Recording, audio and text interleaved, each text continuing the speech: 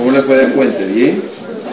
Bueno, los que estuvieron de turno no, pero los que no estuvieron de turno, ¿bien? Estaba de turno.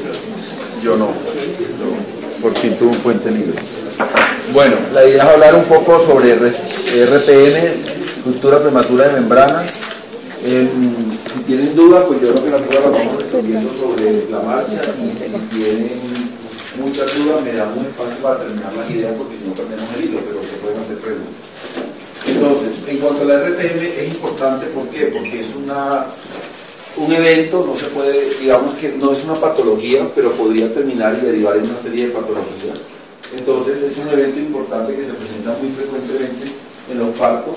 ¿Sí? La mayoría de estas rupturas prematuras van a presentarse en el momento de un embarazo a término, que corresponde a un 80%, pero el 20% se va a presentar en embarazos que no son a término, y sobre todo va a complicarse y va a tener una relación muy relevante cuando se asocia a rupturas prematuras extremas, cuando se presentan por debajo de la semana 28. ¿Sí? Más todavía cuando hablamos de ruptura prematura lejos del término, que es cuando se presenta por debajo de la semana 24, que tiene unas consideraciones éticas, unas consideraciones complejas. ¿Sí? Entonces, ¿por qué tiene la ruptura, que no la vamos a hablar a lo largo de la clase, pero para que esté un poquito relacionada con el término? La ruptura prematura lejos del término, que es la que se presenta por encima de la semana 20, por debajo de la semana 24, antiguamente todas esas rupturas no tenían ninguna cabida sino desembarazar, ¿sí? Y se desembarazaba por un planteamiento, y era que no había viabilidad, y que el tiempo de espera hasta la viabilidad fetal, porque ahí no es un problema de surfactantes, es un problema de inmadurez pulmonar. Entonces terminábamos produciendo una cantidad de muerte fetal. Eso ha cambiado, y es importante, y esa es la tarea que van a tener para el examen, es leer un poco sobre ruptura lejos del término de la semana 24. Ha cambiado, ¿por qué? Porque si bien sigue siendo un problema grande dentro de la obstetricia, y problema ¿por qué? Porque están descritos 5 septicemias en el mundo, de las cuales una fue muerte materna. ¿Sí? ¿Qué quiere decir eso? Que si yo tengo una ruptura por debajo de la semana 24, voy a esperar a que el feto crezca, que tenga madurez pulmonar, etc., y ojalá poderlo llevar a un momento de viabilidad. Pero muchos de esos embarazos pueden terminar en una catástrofe materna y en una catástrofe fetal. Sin embargo, eso antes no pasaba, ahora estamos dándole la oportunidad, como debe ser la obstetricia, a las dos vidas que hay allí. Entonces quiero que veamos un poquito sobre RPM por debajo de la semana 24 y el manejo expectante, que es bastante controversial, pero cada día se está haciendo mucho más activo ese manejo. Entonces, un feto que rompe membrana en la semana 20, 21, etcétera, si tiene posibilidades o no. Y vamos a encargarnos entonces de la ruptura a término, ¿sí? Que no tiene ninguna ciencia. La ruptura a término es la RPM de la semana 37, y como ya hay madurez pulmonar, el feto está perfecto, pues lo que vamos a terminar es desembarazando a la paciente en un tiempo prudencial. Entonces, cuando yo tengo una ruptura a término, siempre la mentalidad que tenemos, y de pronto lo han visto y lo siguen viendo en muchos sitios de práctica, es: la paciente llegó, toca ponerle medicamento para que arranque trabajo de parto, ¿sí? Y eso es lo que uno usualmente ve, y pues obviamente no es una conducta que sea equivocada, pero hay otras conductas que también son aceptadas y que tienen un argumento que la puede defender. Y es que cuando yo tengo una ruptura a término, que pase o mínimo tenga 37 semanas o más, yo puedo darle no un manejo expectante, pero me puedo tomar un tiempo en el momento de iniciar la oxitocina o el medicamento que debo utilizar para terminar desembarazando a la paciente. Eso solamente lo puedo hacer en un espacio de 6 horas. Es mejor el caso clínico concreto. La paciente llega con ruptura 37:00 a las 12 de la noche. No es que estemos pensando en no dañar el sueño a la obstetra, no, pero si se puede dormir un poquito en el turno sin poner en peligro a nadie, pues se duerme, ¿sí? El problema es cuando se duerme y se pone en peligro al paciente y a todos los demás. Entonces, si llega a las 12 de la noche y tiene 37 semanas, no hay que correr, y es una posibilidad de ponerle oxitocina en ese momento. ¿Por qué? Porque la mayoría de los trabajos de parto a término, o la mayoría de los embarazos a término por ruptura, van a tener trabajo de parto dentro de las 6 horas siguientes, ¿sí? Y el parto, aunque estamos cada día siendo un poco más intervencionistas, es un proceso fisiológico, natural y que le va mucho mejor a la paciente cuando no intervenimos. Pero hay momentos en que toca intervenir. De hecho, yo no sé si eso no sé si lo saben, pero las contracciones que se producen a base de oxitocina son contracciones más dolorosas que las contracciones fisiológicas. Y eso se lo puede preguntar a la paciente. Es una contracción más sostenida, por lo tanto la percepción subjetiva que tiene el dolor la paciente es peor, ¿sí? Este manejo a términos de la ruptura prematura, que siempre la conducta va a ser desembarazar, puede ser excepcional, o sea, puedo dejarla 6 horas, pero también tengo que saber cuáles son las condiciones en las cuales no la puedo dejar 6 horas. Obviamente, si hay una comorbilidad materna, la paciente es hipertensa, preeclampsia severa, lo que quiera, pues no tiene indicación de darle esas 6 horas porque el tiempo ya apremia. Pero normalmente lo que nos llegan son pacientes con ruptura con 37 semanas y mamás sanas. Entonces, ¿en qué paciente que es sana, que llega con ruptura de 37 semanas, no puedo esperar? Es decir, no es necesario o no está indicado. Y es la paciente que ha estado colonizada con el estreptococo beta-hemolítico del grupo B, ¿sí? Esa es la clave de este asunto. Esa paciente no se debe dejar a que transcurran las 6 horas y que inicie sola su trabajo de parto, porque está colonizada con un germen que puede ser normal, o sea, puede ser un germen que no le produzca daño a una paciente sana, pero se ha asociado con una sepsis severa y mortalidad del 10 al 20% de los recién nacidos de las madres que están colonizadas con estreptococo del grupo B en vagina y en recto, ¿sí? Esa es la excepción.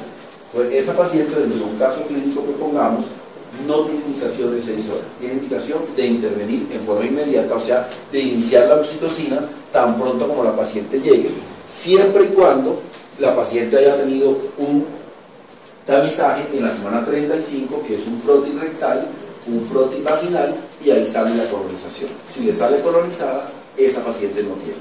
La mayoría de las pacientes, porque apenas estamos entrando en esa moda, por decirlo así, nos están llegando, sobre todo cuando venimos de hospitales públicos, etcétera, etcétera, nos están llegando, y eso nunca lo ven en la historia clínica.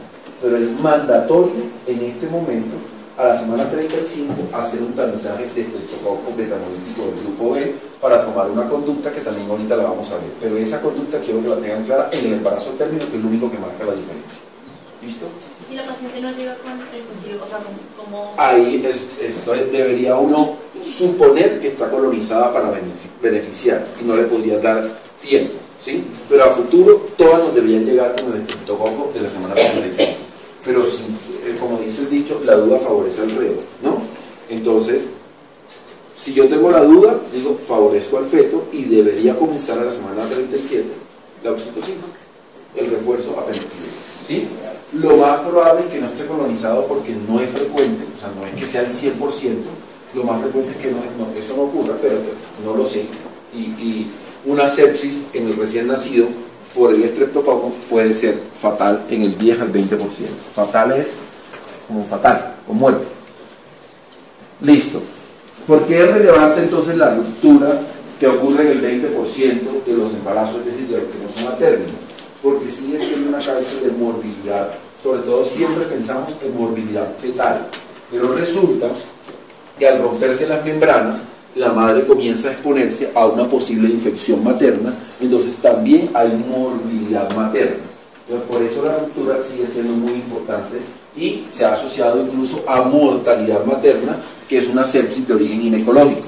Estas rupturas van a tener unas consecuencias y es la famosa coriomionitis, y hay mucho mayor riesgo de sepsis puerperal, o sea, una endometritis posparto está mucho más asociada en pacientes que han presentado ruptura contra aquellas que no han tenido ruptura o que han tenido ruptura intraparto. Hay unas definiciones básicas que tenemos que tener en cuenta. Allá, ¿qué pasó? Allá. Para poder entender ruptura, y es la ruptura de membrana se entiende como la rotura o ruptura de las membranas coriamnióticas antes del inicio del parto, ¿sí? El periodo de latencia es un concepto importante que sigue teniendo vigencia y es el periodo que transcurre entre el momento de la ruptura y el inicio del trabajo de parto. Y está el periodo de intervalo, que es el periodo que transcurre desde el momento de la ruptura hasta el momento del parto, ¿sí?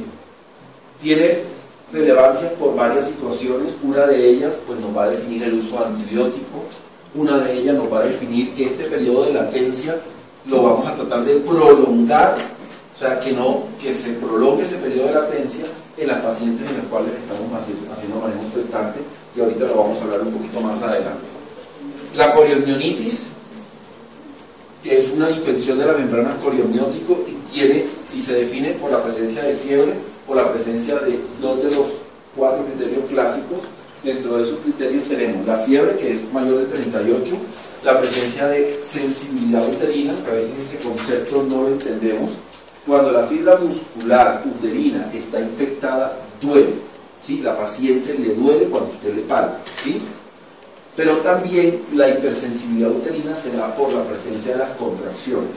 Entonces, cuando yo tengo contracciones en una ruptura de membrana, puede ser que el fenómeno sea totalmente al revés, es decir, la contracción es la respuesta que se está presentando ante una infección, o sea, es la irritación de la fibra. Entonces, la presencia de irritabilidad uterina o contracciones es otro criterio. Los leucocitos mayor de 15.000, recuerden que siempre tenemos un parámetro mayor de 15.000, ¿por qué? Porque nosotros tenemos como cambios fisiológicos una leucocitosis fisiológica que va a ser normal hasta 15.000, ¿sí? La presencia de fiebre, y lo otro es un líquido, que en este caso es líquido amniótico fétido, ¿sí? Maloliente. Entonces, la presencia de esos criterios, que desafortunadamente o afortunadamente, depende de cómo lo queramos ver, se ven muy poquito, se ven entre el 10 y 15% de las pacientes, ya me hace un diagnóstico de coriamnionitis.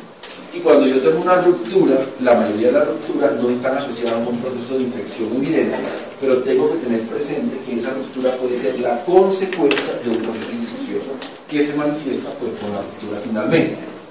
Y la invasión microbiana de la cavidad amniótica, que es un concepto nuevo que lo queríamos como traer, que no lo habíamos mencionado el año pasado, y es la presencia o la colonización bacteriana del líquido amniótico sin una infección clínica manifiesta, ¿sí?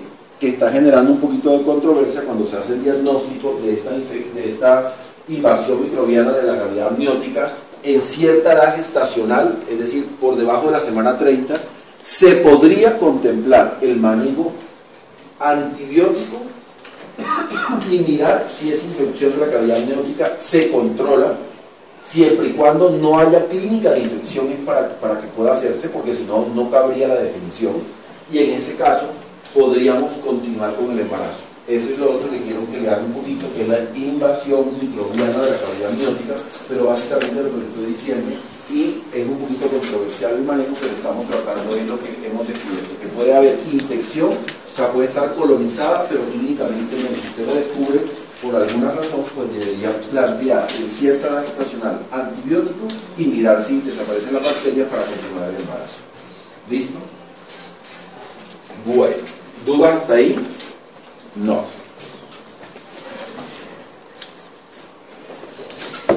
Bueno, las condiciones clínicas, bueno, esta es una enfermedad que tiene una etiología muy compleja.